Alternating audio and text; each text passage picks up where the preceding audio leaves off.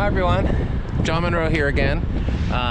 Welcome to another week of Globalization since 1945. This week our theme is, oh there goes the train. This week our theme is Decolonization, and we are talking about Glen Coulthard's Red Skin, White Masks, Rejecting the Colonial Politics of Recognition. But I've got a special treat and surprise for you today as I introduce this video.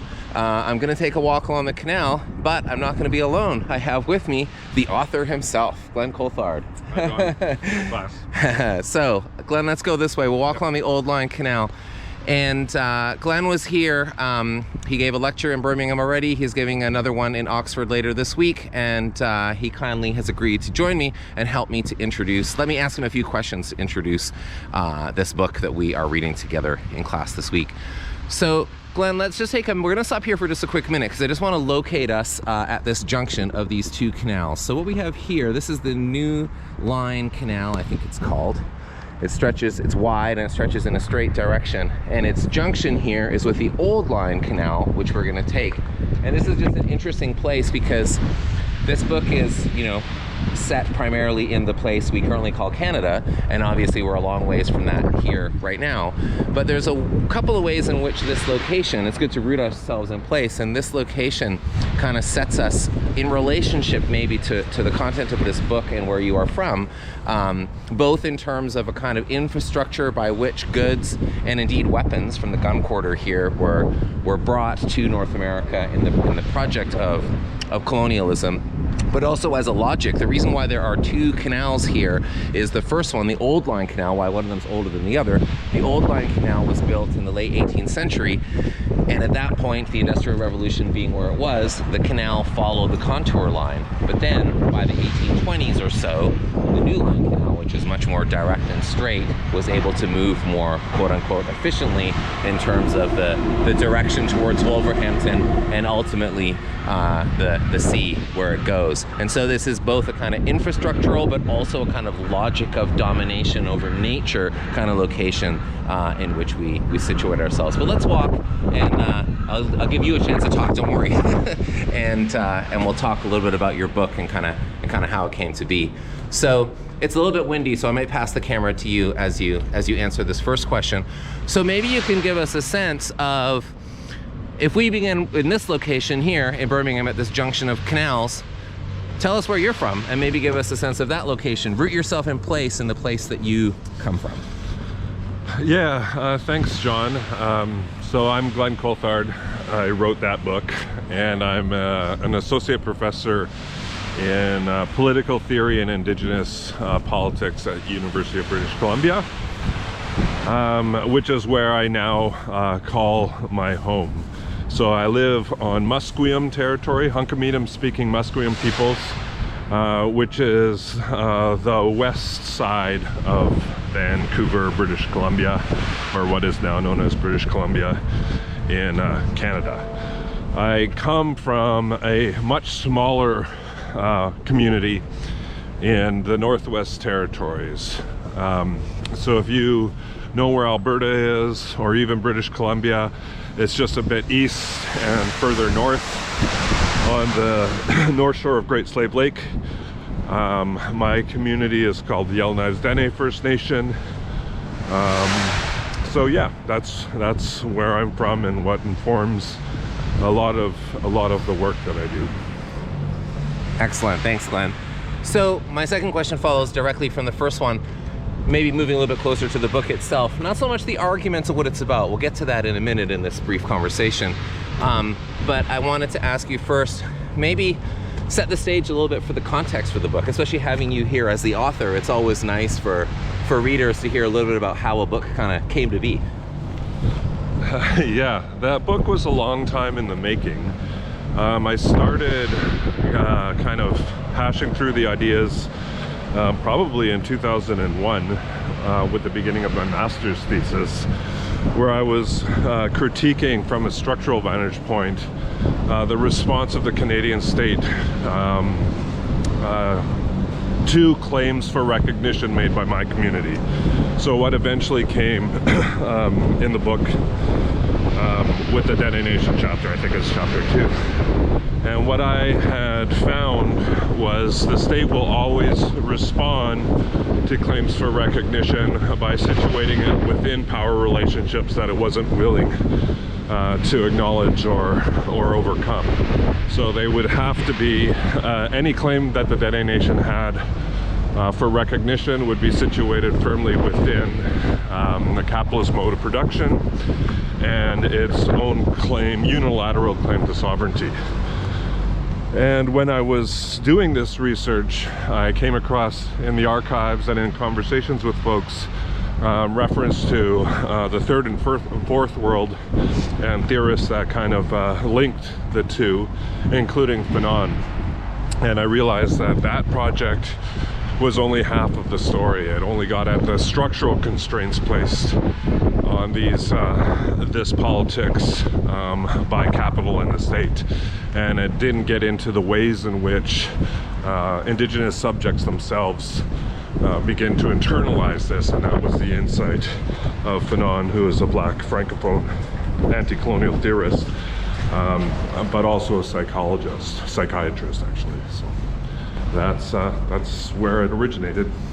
Let me ask you a little bit more then about the political context of Indigenous politics and Canada in the kind of during the period in which you were thinking about the book, conceptualizing the book, and writing the book. So that's kind of a broad background you've given us. Give us a little bit more the immediate context, what was happening in the time in which the book was kind of coming into existence.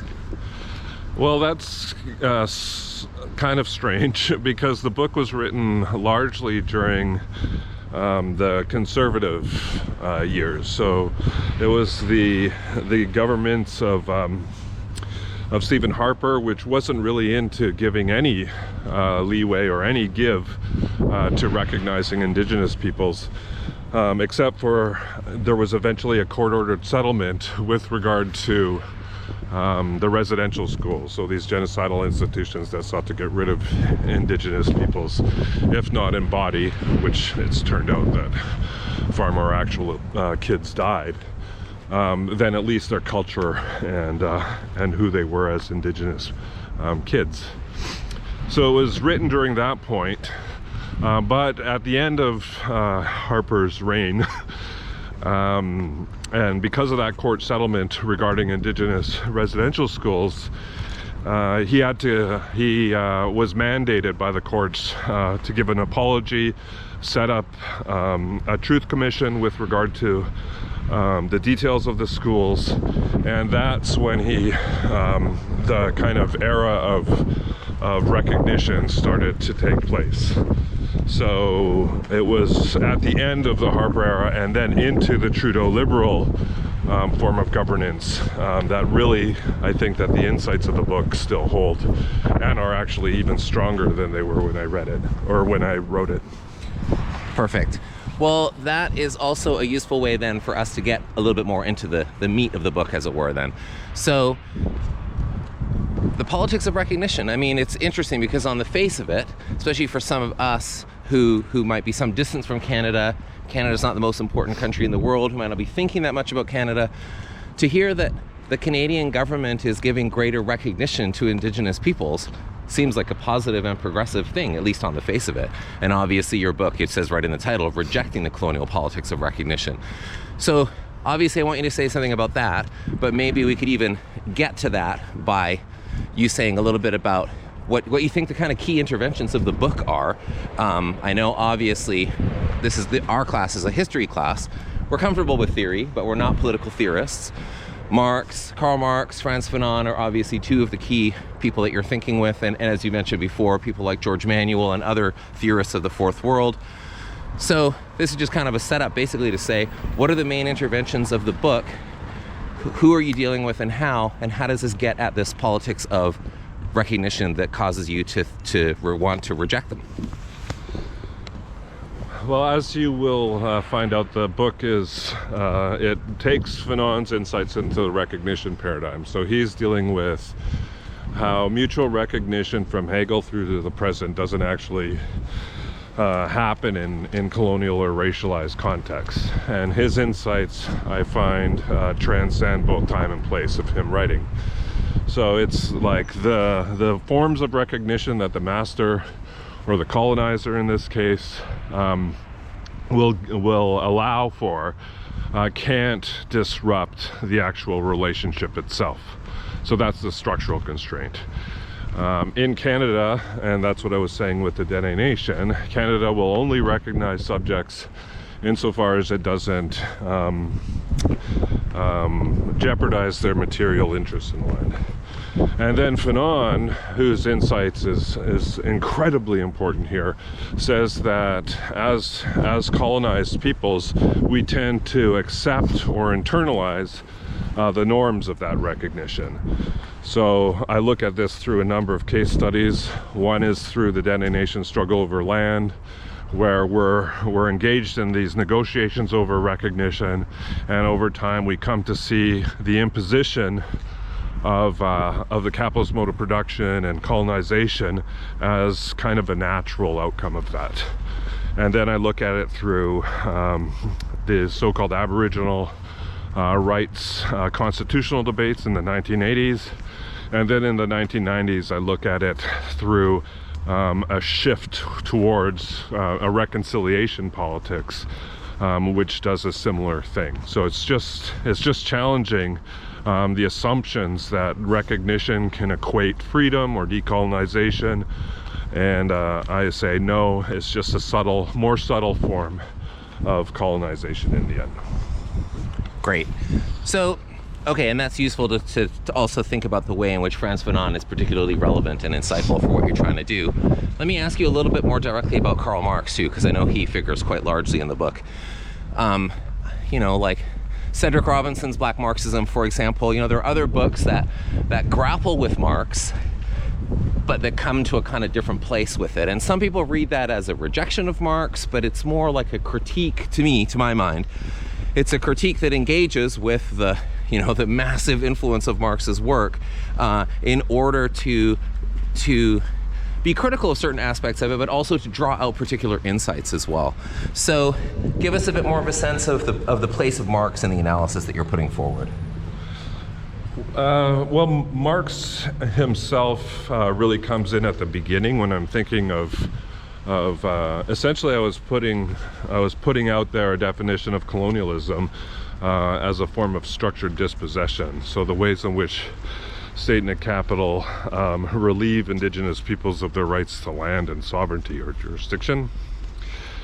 And I thought that Marx was incredibly important to this, particularly in the last, in section 8 or part 8 of Capital, when he goes through the long history of how the capitalist mode of production becomes a thing through dispossession. So the stripping of peasantry, of indigenous peoples the world over of their direct access to the means of production, which in this case is the land. And then I root that in debates over whether or not primitive or primary accumulation, the term he comes to for this process, is a thing of the past or if it's an ongoing process. So my critique of Marx isn't necessarily a critique of Marx himself, who kind of changed his mind over these questions over his lifetime. It's a critique of how a lot of Western Marxists have abandoned the insights that Marx originally had with regard to struggles over turf and its theft or its destruction of ways of life associated with land, to just being a problem of exploited labor. And that's where I kind of leave it. For just a moment, someone wants us to turn off the camera, so I'll just do that. Yeah, no problem. Okay, sorry about that. There was someone, fair enough, asked us to turn off the camera and didn't want us to be filming them, which was a reasonable enough thing to request. So we turned the camera off for a minute. And Glenn, you were just finishing up your thoughts there on Marx, so if you want to pick that back up. Yeah, so what gets read as a critique of Marx was just kind of a filling out of the original position of the later Marx. And that is for the requisites for the capitalist mode of production is stripping indigenous peoples or peasants or what have you from their means of livelihood, and then making sure that that separation is in perpetuity. And in settler colonial contexts like Canada, where the entire infrastructure of the settler society is based on disenfranchised indigenous lands or expropriated indigenous lands, that is constant. So that's just the point that I was making. Yeah. Excellent. Okay, great. Well, thank you. One last question. I mean, this is a really good setup. I hope that my students are finding this as useful as I am, as a kind of way into thinking about your book from a number of different angles. So the theme of this week of the class is decolonization. And if we think decolonization, history students, we might think of books like Vijay Prasad's The Darker Nations, or Edam Giracha's World Making After Empire, books about the decolonization process in what was called the Third World after World War II. But for indigenous people under the terms of settler colonialism, that obviously looks a bit different. So how does your book speak to the politics of decolonization in the 20th, but also the 21st century? Yeah, so decolonization, which is a pretty big project, can't take in a place like Canada. It's not like in, say, Albert Memmi's The Colonizer and the Colonized, a demand that settlers go home. But that's importantly never been a dominant line of thinking by indigenous peoples themselves. Yeah. They've always thought of having a non-colonial relationship with the newcomers. Yeah. So this is often expressed in terms of treaty or what have you. It's how do we share this place? The problem is that the structures of capital and the state and racism and gender are constantly limit what that relationship can look like in accordance with its own logics of power and so on. Yeah. So I think that indigenous peoples and Canadians have to form relationships of mutual aid and solidarity, come up with living terms which include obviously a certain amount of land back. And begin from there, and that these relationships, or truly decolonized relationships, cannot happen with institutions of the state and cannot be mediated through institutions of capital.